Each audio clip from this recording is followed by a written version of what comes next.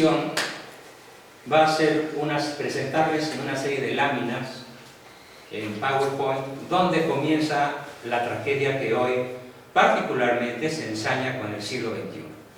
Y se ensaña sobre todo con nuestros hijos y nietos sobre todo. ¿Dónde comienza esta tragedia? Para entenderlo, no, déjale ahí, vamos primero a hablar de mi novela, Desde el nido de la serpiente. Esta es una novela realista del género apocalíptico. Yo sigo las 7 copas, las 7 trompetas, ¿sí?, del Apocalipsis de San Juan.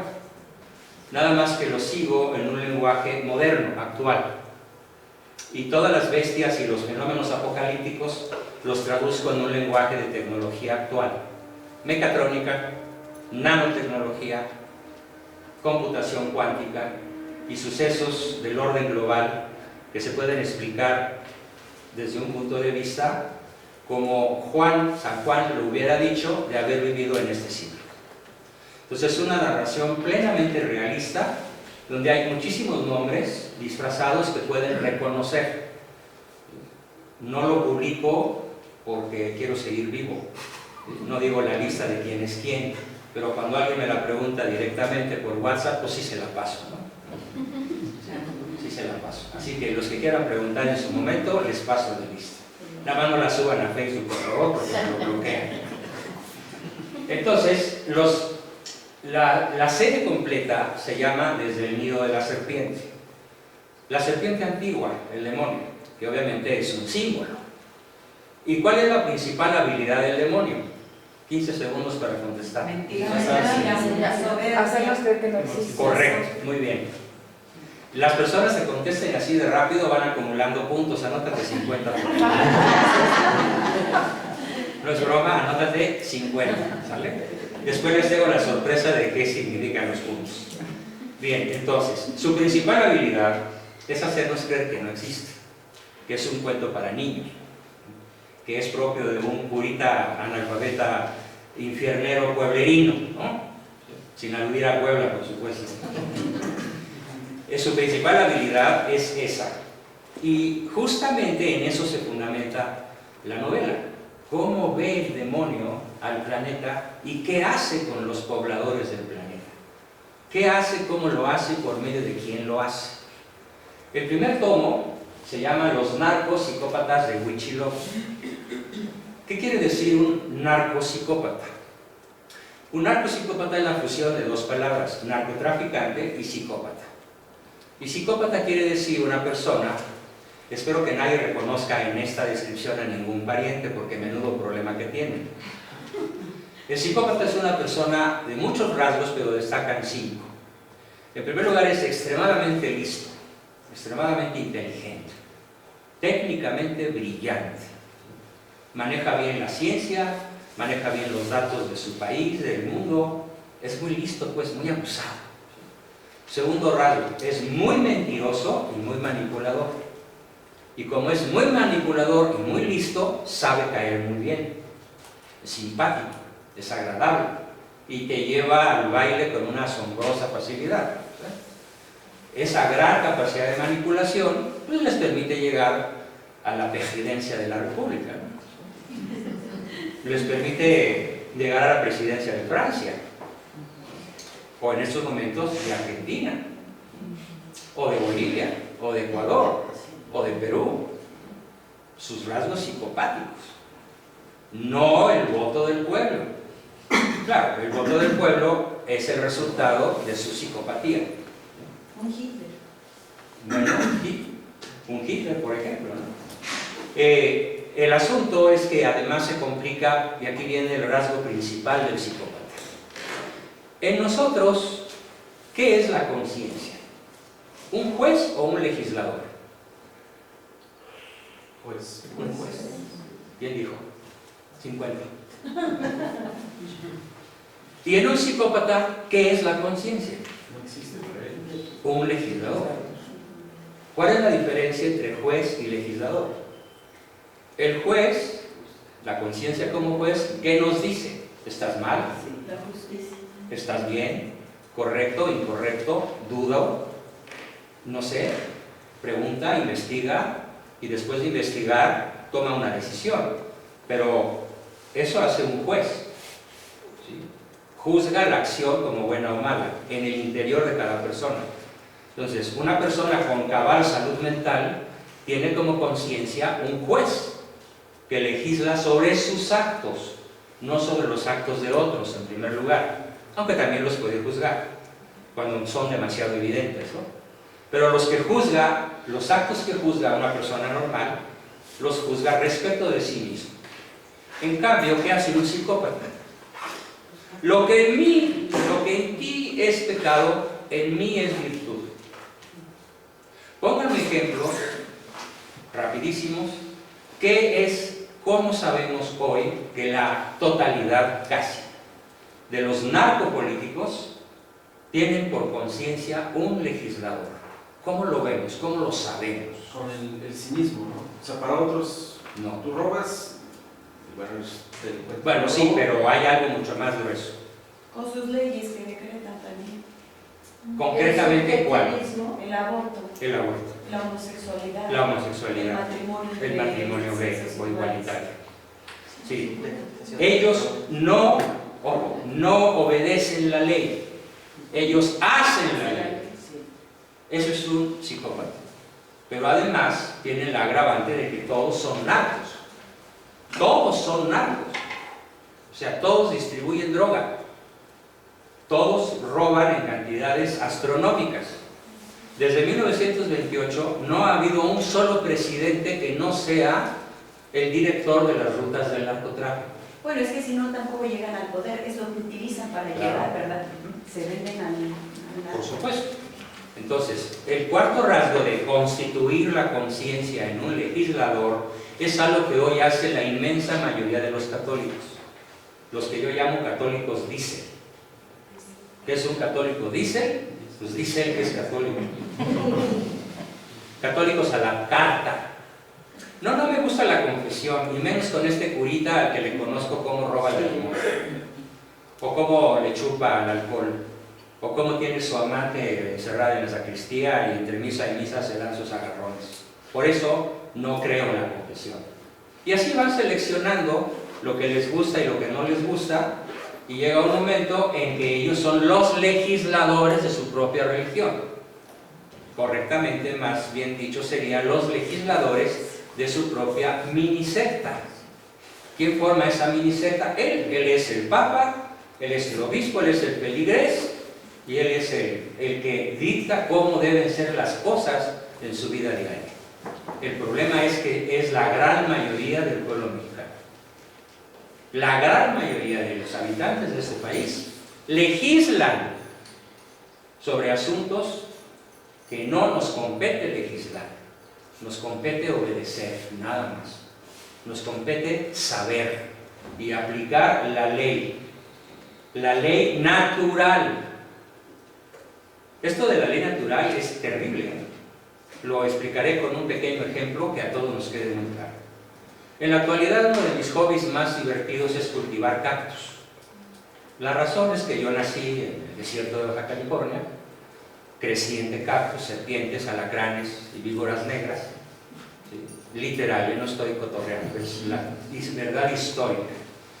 Y me quedé con una memoria ocular, una memoria muy especial con relación a la belleza de las plantas cactus, que además dan las flores más bellas de la creación. Y hace unas décadas decidí cultivarlos en el jardín de mi casa, de la casa de ustedes. Y se me morían todos, se pudrían. Hasta que un día se me ocurrió preguntarle al jardinero: oiga, señor jardinero, yo he invertido mucho dinero en cactus para que me den flores y frutos preciosos. No, sí son a todo dar, me dijo él. ¿Pero por qué se mueren?, le pregunté. Y me dijo, era un cuate que no tenía ni primero de primaria. Pero me dijo lo siguiente: es muy probable, doctor, que usted esté haciendo algo contra la naturaleza del cactus. ¿Cómo qué? A ver, lléveme a su jardín de cactus. Pues pásele, ¿no? Se lo enseñé. Y luego se empezó a reír, me burlan, con razón se le mueren, ¿no? Pues yo no tengo la menor menor idea de por qué se mueren, díganme ustedes. Y mire, para empezar, los tienen en terreno plano. Todo cactus debe estar en terreno inclinado, mínimo de 45 grados. Además, les puso usted tierra de humus, los está ahogando, póngales arena del desierto y nunca los riegue. Ah, pues todos, ¿no? Pues se ahogaron, ¿no? Y se volvían a ahogar y se volvían a ahogar, porque el cactus, como el ser humano, o un 100 pies, o una lagartija, o una bacteria, tiene su propia ley natural. La ley natural de cada ser es aquello que propicia, que permite, que sustenta y fundamenta la existencia de ese ser. Es algo intrínseco. El jardinero no puede llegar y decretar: a ver, cactus, desde ahora vas a tragar agua. Desde ahora tienes que adaptarte al humus. Desde ahora tienes que estar en terreno plano, aunque se atasque de agua en cada época de lluvias. ¿Puede un jardinero decretarle al cactus eso? Entonces, ¿puede un gobernante, llámese como se llame, decretar una ley cualquiera contra la naturaleza de la persona? Pues físicamente sí puede hacerlo. Pero ¿qué sucede cuando decreta una ley contraria a nuestra naturaleza? Pues la mata. Nada más que ahí no mata cactus, mata bebés. ¿Por qué? Porque no son bebés. Son un cúmulo de células. O como dicen los abortistas de ahora del Seguro Social: no te preocupes, niña, no es un aborto. No vas a matar a nadie. Lo único que vamos a hacer es regularizar tu ciclo menstrual. Así les dicen. Sí, así dicen. Entonces, esto es justamente el fondo de lo que hacen los narcopsicópatas de Huichilobos. ¿Y qué quiere decir Huichilobos? 10 segundos para contestar. Del dios Huitzilopochtli. Muy bien, 100 puntos. Y ahora los lobos, que son los... Excelente respuesta. Huichilobos es el nombre que los españoles le dieron a Huitzilopochtli, porque así como no podían pronunciar Cuauhnáhuac, le pusieron Cuernavaca. El nombre original de esa hermosa ciudad no es Cuernavaca, el nombre original es Cuauhnáhuac, que se derivó en Cuernavaca por razones hispanas.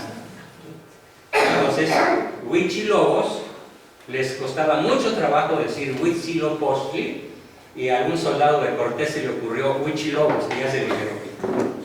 Bueno, entonces, Huichilobos es el dios azteca principal que exigía una cuota anual de 200,000 sacrificios humanos, que debían concluir en comérselos en pozole y en carnitas. Ya, como lo demuestro en mi libro, presento otro. Este libro se llama Mesoamérica Precortesiana, Imperio de la Muerte. Imperio de la Muerte. Es como si fueran las crónicas del siglo XXI y de los cientos de miles que ha costado la guerra del narco entre sí, porque pelean unos contra otros. No es el pueblo contra el narco o el gobierno contra el narco, porque es narcogobierno, es narcosistema. Eso tiene que entenderse muy bien. Los líderes del narco no están entre la gente común. Los líderes del narco están en la Cámara de Senadores, en la Cámara de Diputados, en el gabinete presidencial.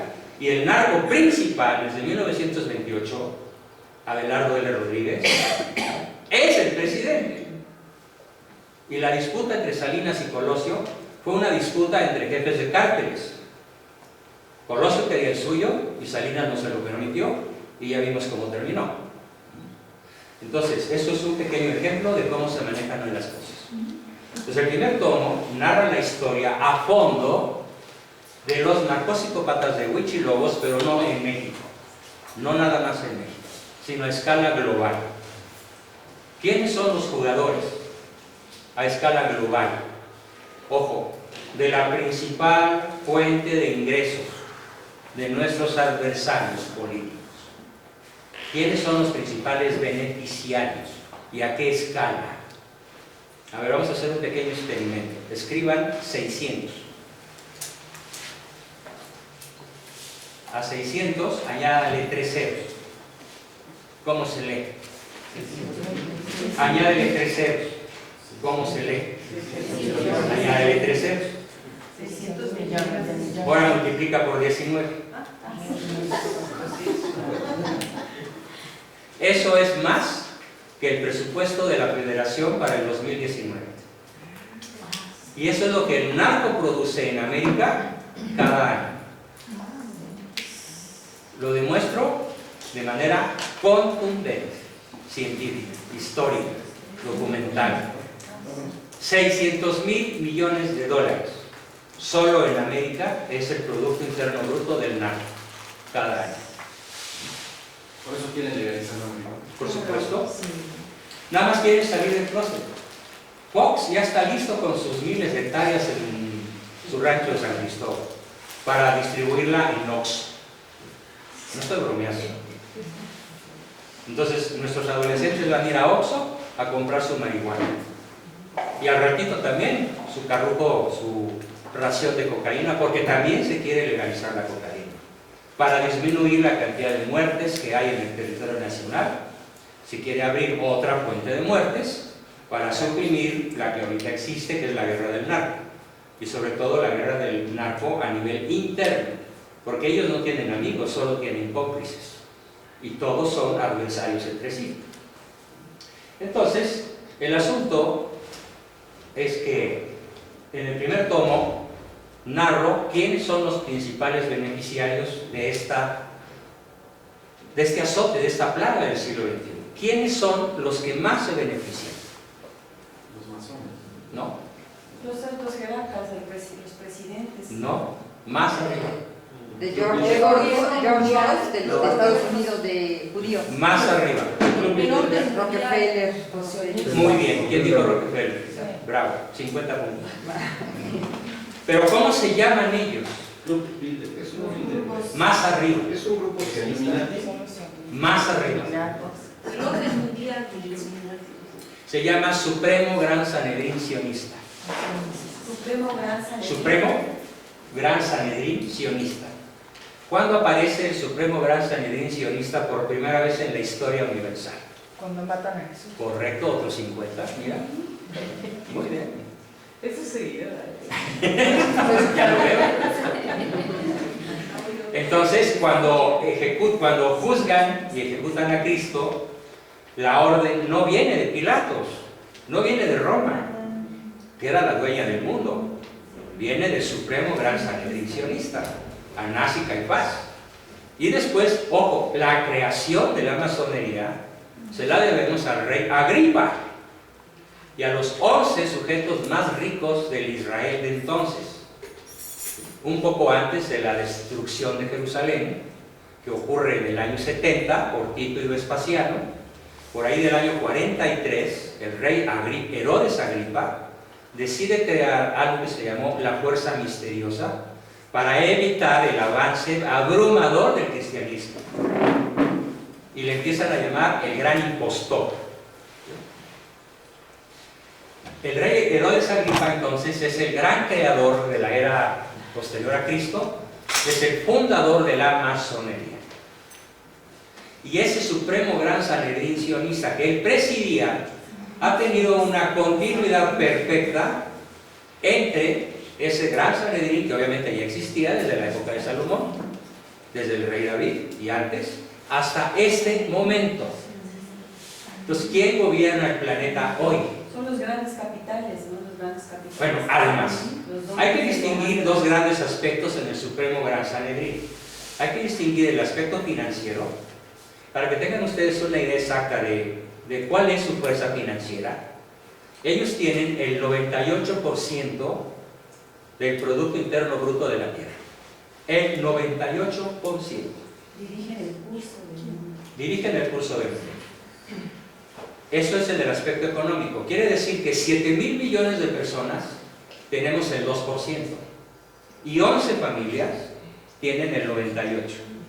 Estamos hablando de las 40 macroempresas más grandes del mundo, donde está Apple, Microsoft, Exxon, ¿sí? British Petroleum. La mayoría son petroleras, todavía. aunque ya se están desplazando a empresas de tecnología. Ahí vamos a encontrar a personajes de nombres excesivamente conocidos, como Mark Zuckerberg, el inventor de Facebook, ¿sí? O Elon Musk, uno de los genios del siglo XXI en cuanto a ciencia, pero también es de los grandes manejadores del planeta. La familia de George Bush, ¿no? La familia de John Bush, la familia de Hillary Clinton. Y al rato vamos a proyectar, ya que tengamos internet, vamos a proyectar el mapa de los poderes del planeta, de los grandes centros del poder planetario, para que lo vean físicamente y puedan entender cómo operan y qué vamos a hacer para poderlos enfrentar. Entonces somos como títeres ante ellos, Ah, vamos bueno. así. Somos Lo que menos que quieran. microbios, menos que microbios. Es Todos más, dirigen, hasta quienes quedan de gobernantes. el problema es que ellos no consideran que somos seres humanos. Ellos no nos ven como seres humanos. Nos ocultan nada más. Ni siquiera somos personas. Somos simplemente productos desechables. Ellos quitan y ponen. Pusieron a Macron, pusieron a la inglesa, a la única que no pusieron fue a la Merkel, la alemana se les escapó, y Angela Merkel estaba insistiendo en que si Europa quiere permanecer viva, tiene que regresar a sus raíces cristianas. Y alguien se les escapó también, fue el ruso, Vladimir Putin. Hungría se escapó, Polonia. Actualmente se está escapando Noruega. Ahorita hay noticias de que Noruega está oponiéndose al avance del Supremo Gran Sanedrín. Y probablemente alguna nación en América Latina, pero como que no con mucha fuerza todavía. Desde luego lo de Argentina les está causando una furia terrible porque no esperaban que los senadores votaran en contra del proyecto de legalización universal del aborto. Entonces, este es el tema. Los principales beneficiarios son los grandes miembros, las grandes familias, en italiano lo digo, familias, porque son grandes capos, ¿sí? Son los que reciben de todo el planeta, de todo el mundo, aproximadamente, si solo de América son 600.000 millones, de todo el planeta son 2 billones de dólares. Pero en numeración española. En inglés serían trillones, en español billones. 2 billones de dólares es su ganancia anual. Y es el principal foco de efectivo de los gobiernos que ellos controlan. Y es el principal foco de los bancos. Es con qué se capitalizan los bancos. Con dinero del narcotráfico. De tal manera que entre ellos se sabe esta máxima. No narco, no cash. Si no hay drogas, no hay cash. No hay efectivo. Actualmente se sabe, por ejemplo, que la inmensa mayoría de los billetes de dólar, desde $1 hasta $100, tienen moléculas de cocaína. Y el aire de Roma está infestado de cocaína. Lo dicen los grandes científicos, no lo digo yo. Entonces, les voy a recomendar un libro que no es mío, pero que yo aproveché mucho para escribir el mío, que salió, qué curioso, después del mío. El mío sale en 2006 y el de Roberto Saviano sale en 2012. Nada más que él lo hizo de forma periodística y se tuvo que esconder. Yo lo hice en forma de novela y no me tuve que esconder. No todavía, al menos, ¿no? Porque la narración novelística como que permite ser menos peligroso. Entonces se lee como novela, pero es real. Como los libros de Dan Brown. Por ejemplo, muy buena comparación. Nada más que él está lleno de mentiras y yo todo lo que digo es cierto, aunque sea en lenguaje novelístico. Y con algunos personajes enteramente ficticios, ¿sí? Pero con la mayoría de los personajes absolutamente reales. Los grandes banqueros del mundo salen con todo y su nombre. Nelson Rockefeller, ahí está, y narró su vida y milagros como se conoce. Rothschild, como se diga, Lazard, Gunnar Locke, Goldman Sachs, ahí están. De esos no tuve que disfrazar nada, solamente traducirla a un lenguaje más ágil y más moderno. Lo más interesante también es cómo se relacionan todos ellos con los gobernantes de toda la tierra. ¿Cómo se llama ese libro que El de Roberto Saviano se llama 000. La cocaína gobierna el mundo. 000, lo pueden comprar en Sambo. 000, la cocaína gobierna el mundo, ese es su título. Roberto ahorita está escondido, protegido por la policía italiana. No se sabe quién es, dónde está, cómo vive. Se sabe que está vivo porque sigue escribiendo maravillosamente la verdad. Pero no lo escribe novelado, lo escribe como periodista que él es. Los datos que él aporta son contundentes para demostrar que la cocaína gobierna el mundo. Bueno, esa es una visión de un periodista, pero la visión de un filósofo no es que la cocaína gobierna el mundo. La visión de un filósofo, como un servidor, es que los que manejan la cocaína gobiernan al mundo. No es la cocaína como tal, sino quienes controlan su tráfico a escala global son los que gobiernan el planeta. En 6 ámbitos, no, 7 ámbitos, que son las puntas de la estrella de David. Cuando yo pido a mi hija Luisa, diseñadora gráfica profesional, que me haga la portada para el libro, me hace una advertencia. Oye papi, pero es que tú no puedes como mostrar la estrella de David como es, porque te pueden demandar y hasta te pueden meter a la cárcel. Entonces, ¿cómo le hago? Déjame hacerte un proyecto estilizado. Y me hizo este proyecto. Son 6 picos, pero si ustedes ven, es una figura tridimensional. Y esa figura tridimensional encierra el planeta Tierra. ¿Y qué hay en el planeta Tierra? Y hay un ojo. Un ojo. ¿De quién? De la serpiente. ¿Y quién es la serpiente? El demonio. El demonio. Correcto. Entonces, la portada habla de que tenemos encima 7 macro problemas. 7 frentes de destrucción de nuestra fe, pero que no se hacen pasar por adversarios, se hacen pasar por amigos. Tu mejor amigo, tu mejor amiga es el arma mortal más eficaz que puedes tener cerca. Entonces, vamos a ver el significado de cada uno de los picos de la estrella de David. En este caso está estilizada, pero en las siguientes láminas no está estilizada. Por eso el nombre de esta sesión. ¿Quién está detrás de la destrucción de la vida y la familia? Bueno, detrás y encima, y al lado, y abajo, y enfrente y atrás. Ocupa un espacio tridimensional. Es muy importante que vean, por favor, esta concepción de dónde está el adversario. ¿Quién es el adversario? ¿Dónde está? Es ubicuo.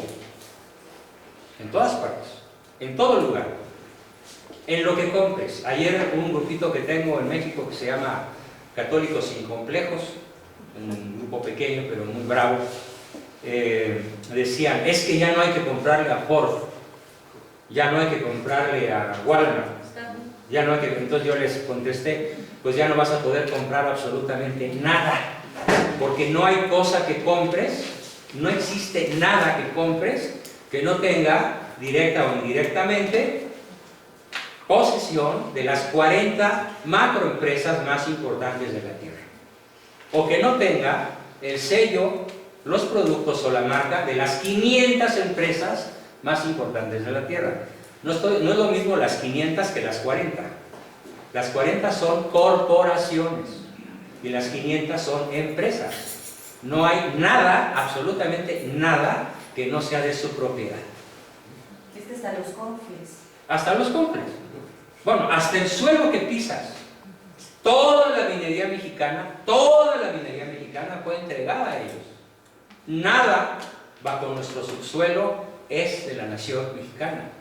Todo es una concesión minera a las grandes marcas de la tierra en materia de minería, o en materia de banca, o de comercio. Absolutamente todo. México no es dueño de sus litorales, no es dueño de su subsuelo, no es dueño de nada. Ni el petróleo nunca ha sido nuestro. Eso es una de las grandes mentiras que docenas de millones de mexicanos se han tragado y han hecho de Cárdenas un héroe, cuando en realidad no fue más que un traidor. Es más, ni siquiera le podemos colgar el San Benito de traidor, porque según él, no era mexicano. El masón no tiene patria. El masón es ciudadano del cosmos. Y además, los masones afirman, los de alto nivel, nosotros no creemos en Dios. ¿Por qué? Porque somos Dios. O sea, el masón se define, yo soy Dios. Por eso no necesito creer en Dios. Yo sé que yo soy Dios. Y yo hago mis propias leyes. Y se las impongo a los demás que están absolutamente sumidos en la ignorancia de no saber quién es Dios y a quién adoramos, cada uno de nosotros. Ya lo veremos.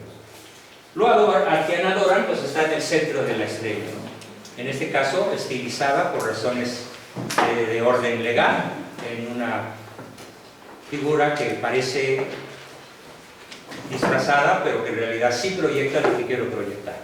La Tierra está encerrada y todos sus habitantes también. Encerrados, ahí están. Claro, eso no quita más que la libertad física, la libertad comercial, pero no quita la libertad espiritual. No nos quita la posibilidad de saber y actuar en consecuencia con los principios de nuestra doctrina. Bien, pausa y seguimos. Vamos a ver entonces